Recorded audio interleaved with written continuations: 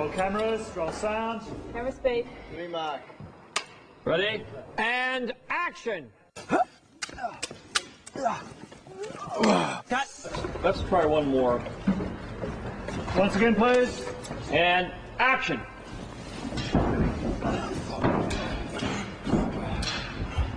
Okay, cut. Thank you very much. You're going into the front. So I believe you're following tape B107, which isn't in the camera anymore. They used to be, they're not anymore. Basically, it is just a camera. It registers the image on the chips and then sends it down the little yellow cable there, which goes all the way to Fred in his tent and onto the machines he's got there. So here's B roll 107 SR and the safety recording. One of the benefits of shooting digitally is how much more efficient the entire process is. We basically take the tape out of the deck and bring it up to editorial, and we can then make a copy of the negative from the time it's taken out of the deck upstairs into editorial to be cloned, and then have the down convert made for editorial, and the logging process beginning.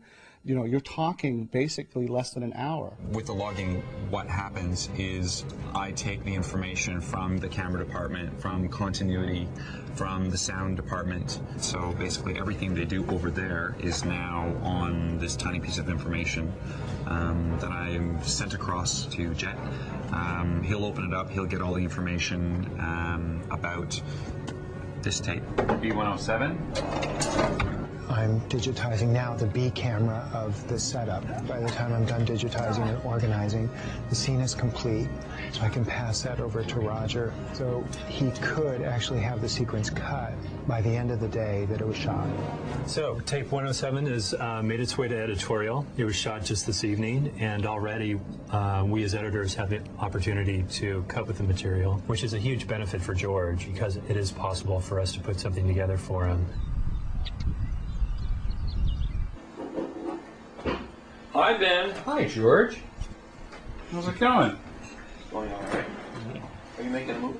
The dailies from scene 24, including tape B107, eventually are sent back to me here in the editing room, where we will begin the assembly in detail of the entire scene. Each shot is kind of like a word in a sentence, and the editor's job is to put these words together to tell the story. I mean, the real construction, the real place where the rubber hits the road is in the post-production. This is the way the stunt looked originally.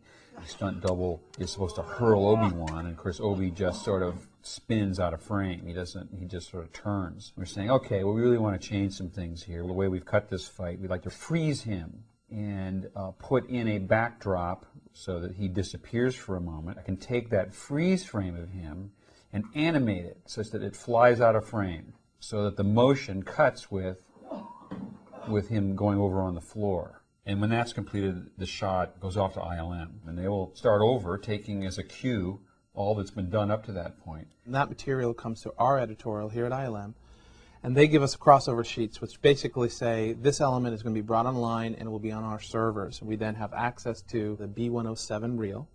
In this particular shot, we're going to have to put a digital Dooku head on, and we're also going to have to create a digital Obi-Wan. Here you can see we start putting in the cloth sim. So we're thinking about how the cloth is going to be reacting to the throw. And then here's the final shot. We now have a digital Christopher Lee head, and we have a digital stunt double doubling Ewan McGregor.